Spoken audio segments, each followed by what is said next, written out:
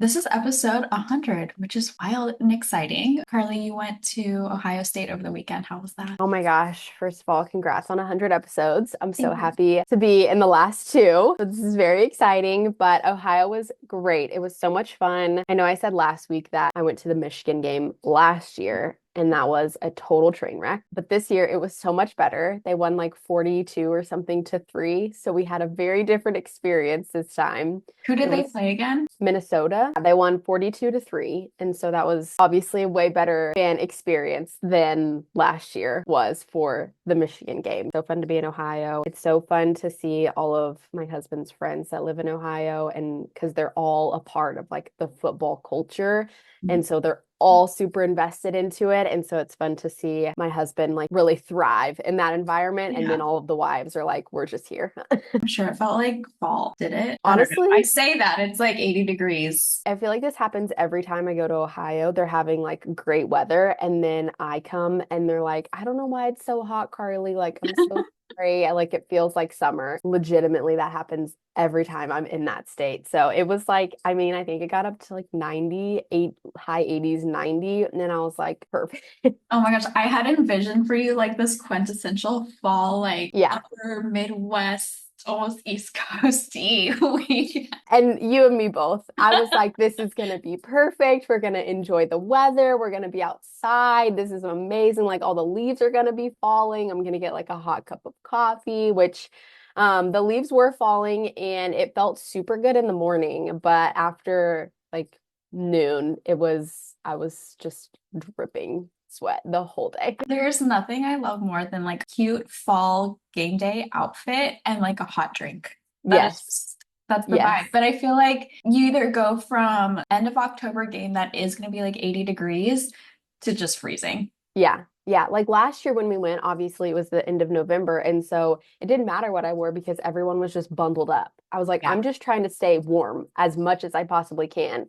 But this year I was like, oh my gosh, what am I going to wear? And also the Midwest doesn't really, you probably understand this. The Midwest doesn't really do like game day outfits like Southern schools do. I learned that the hard way. My cousin, who also married into an Ohio State family, she was like, Karlee, let me tell you, they don't do it like we do down south. Like the first game I went to, I wore this cute red gingham dress and my boots, and I was looking so cute and I was so excited. And the girls were like, what are you doing here?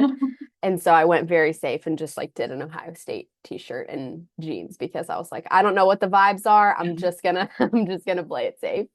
Have you ever asked your husband what coldest temperature he would go stand outside in a football game is? Because I always find it fascinating that like people will literally get hypothermia. Oh, 100%. I've never asked him that question directly, but I feel like he would be like if he had tickets for the Ohio State Michigan game and it was like negative 10 degrees, he would 100% be there. That is unreal to me.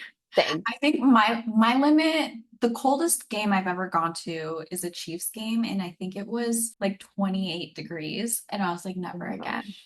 No. People were bringing cardboard to stand on the cardboard so that you weren't like straight up against the cement floors. At least like insulate yourself. Oh my gosh. That is Oh, crazy. And sometimes I would just rather watch it at home. yes. It's fun Uh, to go to games and, do all that thing. But at the end of the day, especially for those of us that aren't super aware of what's going on all the time, I need the people to tell me what's happening. Like, I need the commentators on the TV to tell me what's going on. exactly. Oh my gosh. I grew up in a household where my grandparents would mute the TV but have the radio do the commentating because they said that the radio commentators were so much better than the TV ones. Wait, that's so funny. It is kind of a different art, right? Because if Yeah. you're doing it for radio, you do have to be so much more clear in what's actually going on. And maybe Yeah.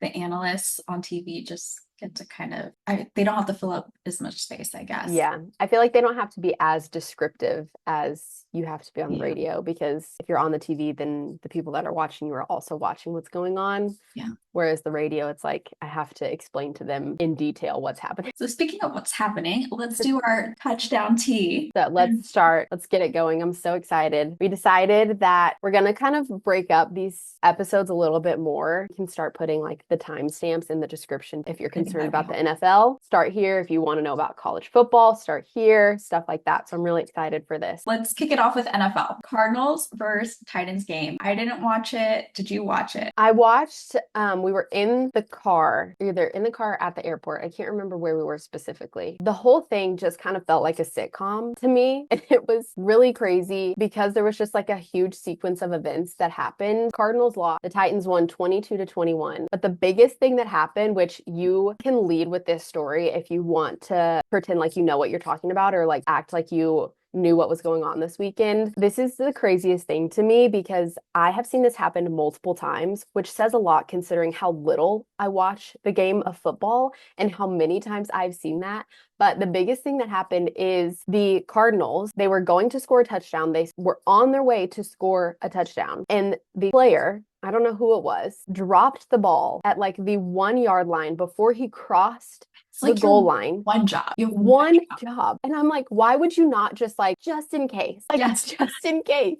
But not only did he drop the ball, so if that were to happen normally and he dropped the ball, they would just put the ball on the 1 yard line and they'd have to go for a touchdown again. I also didn't understand. He dropped the ball and it rolled out of the back of his own end zone, which resulted in a touchback. And I was like, what is a touchback? If you don't know what that is, basically the short version is if you drop the ball in the end zone you're trying to score in and it rolls out of bounds, the other team automatically gets it at the 25-yard line. That's exactly what happened. So not only did they not get the touchdown, they lost the ball and the other team got the ball on the 25-yard line. And then they ended up losing the game. And I was like, this feels so ridiculous. It does. I feel like it's something, especially with not carrying the ball all the way through to make sure. I feel like that's in college football that happens a lot because they're like just so amped up and everything. But in the NFL, like it should just be second nature at that point to just make sure. Yes, like that to me feels like the simplest thing ever to just like make sure you've crossed the goal line. Yeah, it just, the whole thing just felt like a sitcom. This cannot be real. Like we're paying these people millions of dollars a year to drop the ball at the 1 yard line. I would not be able to sleep that night. I get like this just over sending a text message that I'm like, oh, did that make sense? And I'm not gonna sleep at night alone. Right. I'm like, oh gosh, like did I do something wrong? Like what went right? What went wrong? Like I'm looking at every detail and these people are just like, I don't have a care in the world. With a touchback, there's a scenario where if a quarterback gets sacked in the end zone, is that a touchback or is that something different? Like I feel like there's something where if the quarterback is like all the way back, they're starting literally from like 100 yards away. If he gets sacked, points are scored. That is different than a touchback. If a quarterback gets sacked in the end zone, then that's just an automatic safety. That's it. Safety. Yeah. Okay. Yeah. Which is confusing because there's also a position called safety. That is why that's confusing. Yes. Okay. Like I told my husband when we were talking about all of this, because we were watching the game together, watching the highlights, and I was like, the more I learn about the sport of football, the more I feel like I have no idea what's going on in the sport of football. Because there's so many niche things like that, like a touchback or getting sacked and it's a safety, but there's also a position named safety and there's also this and this and this. And I'm like, what is going on? Like, I just need the basics. Exactly. Okay, so then we had Philadelphia losing to the Broncos. This was just crazy because nobody expected this to happen. The Broncos were 2-2 before this game and the Philadelphia Eagles were undefeated. Everyone thinks like the Eagles are the best team in the league right now. And Jason Kelce used to play for. Right. Connecting the dots. Yes, exactly. Will be Taylor Swift's soon brother-in-law. It was just crazy because nobody expected this to happen. Like the Denver Broncos weren't bad. They had won some games, but they definitely weren't supposed to win against the Eagles, who are supposedly the best team in the league. So that one was just crazy because no one was really expecting that to happen. And it was like a huge upset. Props to the Broncos for beating the Eagles. I feel like you don't really hear much about them. No, you really exactly. They're kind of just kind of it's like a nothing burger kind of team. They don't really Yeah. make a lot of news, but for good or bad reasons. They're just kind of there. And so for them to beat the Eagles was like, oh, okay. Like, okay, Broncos, go ahead. Do teams practice knowing that when they go to Colorado, do they practice knowing that they're going to be in high altitude? Because I feel like I would pass out if I had to do an athletic event in altitudes that I'm not used to at all. No, I feel the same way. I have no idea, but they probably should. Because I know when we go to Colorado, we go a few times a year. And whenever I go up there, I'll like try to go on a walk or I'll try to do a quick workout. And I'm like dry heaving. It's so Yeah. bad. So I cannot imagine going up there to go play an entire game of football in that altitude. I don't know. Maybe that's what happened with the Eagles. Well, actually, I don't know where they played. They may have We played don't in know. Philadelphia, I'm sure but too, with all these facilities, they probably have like all these like fancy oxygen treatments and whatever. I'm here worried about them and they've got this they're so like, figured out. that's the least of our worry. They're good. They're good. They're breathing great. Okay, now college. This is where there was a lot more going on last week. Texas choked against Florida. So last week we talked about how Texas quarterback Arch Manning, this was supposed to be a really strong season for him, and he's just still not doing it. Really tough. I know we talked about this game last week. Like, this one's going to be the one to watch. Texas is going to be on the road. We'll see how Arch performs in this Arch era. And unfortunately, it did not go Texas's way. They're not looking too good. They choked big time against Florida, which was a huge upset considering how they were ranked beforehand and how they're ranked now. It was really bad. The empath in me just feels so badly for Yeah, Arch because I'm like, he's just a kid. Like, I know. he's don't be so hard on him. Like, just relax. But the other part of me is like, he's fine. Like, this is what he signed up for. I get so torn too because I without a doubt I'm sure he's a great player. He was one of the top ones out of seniors in high school. Like there's no doubt there. But you do always have to wonder too, would he have gotten to a school with a platform like Texas without his name, maybe carrying him the extra little bit Hmm. more than his skill set? I have no idea, but that is kind of hard because that's a huge burden to carry as well. Okay, yes, I'm really good and I got recruited to this school. Am I actually at the skill level that needs to be played for the teams that we're playing? Or was my last name just making up for that extra gap? Yeah. And that would be really hard. I don't know, and I cannot imagine being in his shoes. Like, I crumble at pressure. So respect for him to keep getting out there and going at it because I couldn't do it. Yeah, I don't know how he lines up against all the other ones because just all I know right now is it's not looking too good. What do you think is the point where a coach is, okay, we're going to try our secondary QB? Golly, I don't know. I think That's there was gotta be a really hard. Again, this is like where we're being the empaths. That would be a really hard decision to make on that part. On a logical level, it's like, well, you gotta do what you gotta do to win a game. Yeah, there was a few games I remember last year watching because we have some friends that went to Texas. So on Saturdays, we like all watch each other's games together. And there was a few times where the starting quarterback at the time, Quinn Ewers, got pulled out and Arch stepped in because they were just not playing super well. They were losing. And so I don't know at that point, is it like, hey, we're just going to give you a break to maybe like watch some film, talk to the, quarterback coach on the sidelines, give you a few plays to kind of reset? Or is it like, hey, if you don't step up, we're going to take you out for these games, for these plays. And if you don't step back up, then like this might be your future, and kind of like instilling a fear in them. I don't know if that's a coach's choice. I don't know if there's like the rules of the road that all of these quarterbacks do the same thing. I don't know. That's like way above me. And I just feel badly for the guy sometimes. And then other times I'm like, he's fine. Fun fact that I loved was I say I love. It's a good fun fact. Someone from Purdue might not love it, but they have lost every week that there has been a Taylor Swift release. And I just love when people put together stats like this. I don't know how people connect all of these dots, but whoever was like, let's see about a connection with Taylor Swift album releases and found this incredible, incredible journalism. Yeah, I know we like sent this to each other on Instagram, which is so funny. I don't know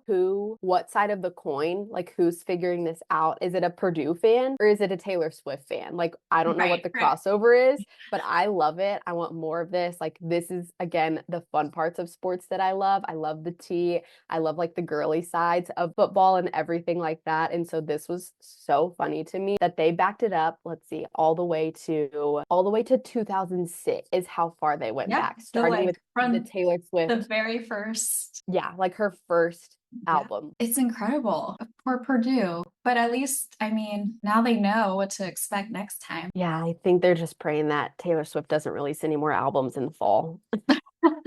She never will. But I do think that she's going to take a break for wedding planning. I just get that sense. I mean, like you have to, right? Yes. For the scale that her wedding will probably be at, I'd imagine you'd have to. But also, I could see it being like 20 people there. Yeah, that's true. She's either gonna go really big Yeah. or super small, but she did say on the Graham Norton show, she was talking about her invite list, and she was like, "Well, yeah, Graham will be there because I've met you and I like you, and I'm why would I gonna not be invite you?" huge. Yeah, and so the vibes were giving huge blowout giant wedding, but we all know that she's full of surprises. I don't blame her. I have moments where I'm like, because I'm her age, 235, and I have moments where like I waited this long. It's just gonna be insane. I like tell my friends, I'm like, bachelorette party, we're going to like something ridiculous because now we actually have money Uh-huh. to spend instead of Yep. we all got married and we could barely go to Nashville. No, that's Yeah, so I'll be funny. curious to see. Then we had the UCLA Penn State game. Last week we talked about how Penn State finds ways to lose. They found themselves in that predicament again. My little fun fact about that game was how the offensive coordinator for UCLA was like, I couldn't figure out how to use my headset because we never practiced on it. And I think about this often. When I watch games, I think 90% of it I'm like watching the behind the scenes because that just like fascinates me so much. And I have Hmm. thought about the helmet communication thing a lot. I can't imagine how stressed I would be during a game trying to figure out how to get that to work for the first time if I'd never done No, again, I cripple under pressure. it. I could not do it. So I did not know that. I have so much more respect for Yeah. them now knowing that and then to also go and win the game. Really was. Did you see the pictures of it was like UCLA fans trying to rush the field, but there were like 20 of them. So it was like an empty field. That's so sad.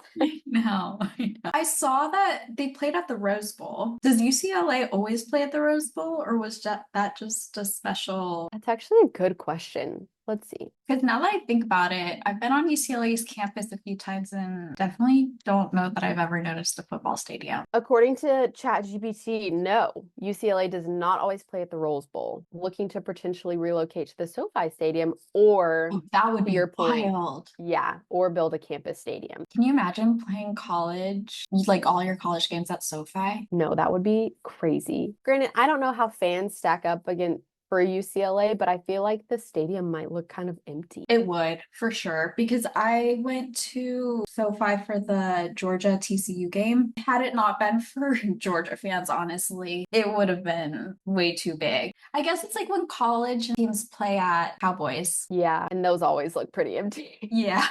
So maybe that's not the best. Maybe they should just build their own campus stadium. I'm like, where in LA would you put that? That's such a good point. This just gets 5 seconds of our time, but Bill Belichick is still not doing it. It's embarrassing at this point. He's got to be embarrassed, right? Would you be embarrassed? Or do you think he just was so successful that he doesn't care? There's no way. If you're that successful, you always care about being successful, I think. Yeah. And especially if you leave the NFL and go to college, I feel like it's even higher expectations for you to perform at an even higher level because you've come from the NFL. And so for him to not even be doing a good job, it's like him doing a bad job. He's got to be embarrassed, right?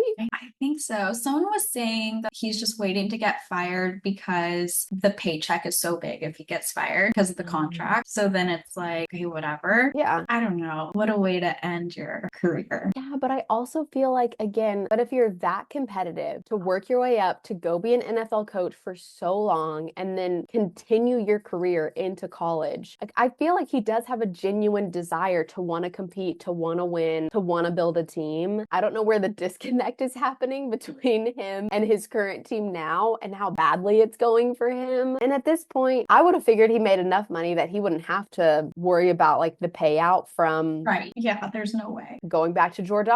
Who Yeah, knows? we Who don't knows know. We what don't know. influence she has over all of these decisions?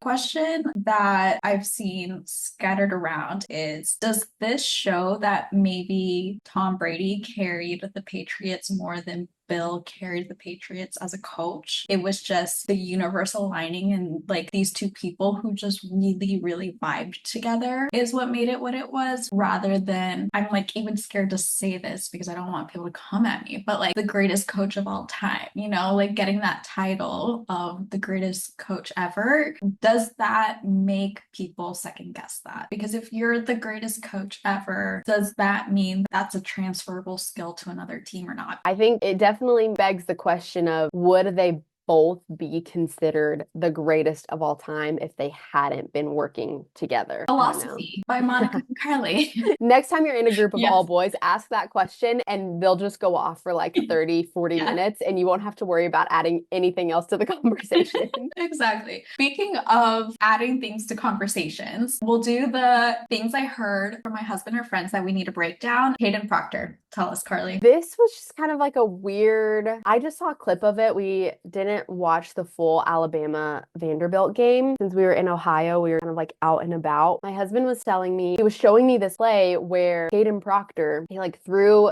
the ball to the lineman in the Alabama Vanderbilt game. Hayden Proctor is the one that received the ball. I mean, he is just like the epitome of like an SEC lineman. He's a left tackle. He got the ball and he just took off running, ran the ball. I mean, you just would never expect this to happen for a left tackle, for him to like pick up some yardage. And it was just like really funny. Also led us into the conversation of another really niche rule in football of having an eligible man downfield. And I was like, what does that mean? I don't understand. Also, if like a lineman wants to be a receiver, like sometimes this happens where instead of blocking or whatever they do, they can just like start running and receive the ball. But if they want to do that, they have to go check in with one of the refs and be like, hey, I'm going to be a receiver for this play, not a lineman. I'm telling you, Monica, I don't even know how this like led into a huge tangent of my husband and college football rules, but apparently there is a rule where if a lineman is downfield in a passing play, it results in a penalty. Unless he were to have checked in with the ref. Yes, unless for him to be like, hey, I'm going to be a receiver this play. Like this. Wait, but if you're checking with the ref, isn't the other team going to see that and know what you're going to do next? I don't know And when. I feel like the whole point of that would be to throw the other team off. Right. But I don't know when it has to happen. I don't know if they can just do it subtly, like as they're all walking onto the field, or if they're in like a big huddle, they just have to be like, hey, refs, like letting you in on a little secret, you know? Like, I don't know how that happens, but I was just like, this just goes back to, as I'm watching the game of football, the more I understand, the less I understand, because I was like, oh, this is a great play. Good for him. Woohoo. And then he's like, oh no, it could result in a penalty. That is wild. I keep going back to, does the other team know that this person is or are not allowed to do it? Because wouldn't that determine whether they think that there's going to be a penalty or not? I don't know. This is I don't know. my brain. I know. He didn't get the penalty. Like, he got the 2 yards. They passed it off to him. He ran for 2 yards.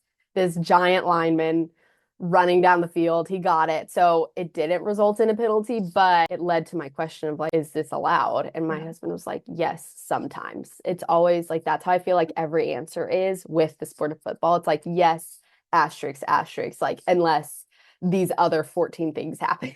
Well, that makes me think too about how certain plays can have replays and certain ones can't. That also differs from college and NFL. But I always get so frustrated when they're like, okay, yeah, that was definitely the wrong call by the refs, but that cannot be questioned, or that can be questioned. This is like a side story, but that's such a good point, because I remember there was a Texas game last year that we were all watching, and something happened where it was one of those situations where it didn't call for a review. You couldn't challenge it. There was no replay.